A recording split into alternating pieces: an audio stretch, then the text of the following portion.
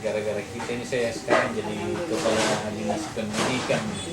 Dan dulu kita ajar kan, mungkin saya termasuk orang paling nakal. Itu tadi ku bilang sama itu adik di luar itu kepala dinas dulu waktu sekolah di SD. Kalau tidak mau misalnya pergi sekolah dijemput lagi tuh sopir di Barabaraya.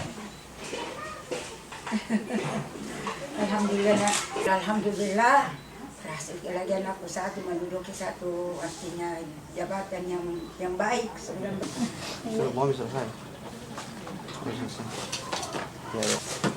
Dan salah satu murid paling nakal untuk mengajar banyak orang. Kebanyakan itu sama dengan Jejak kaki guru itu jejak paling terhormat yang harus dihitung.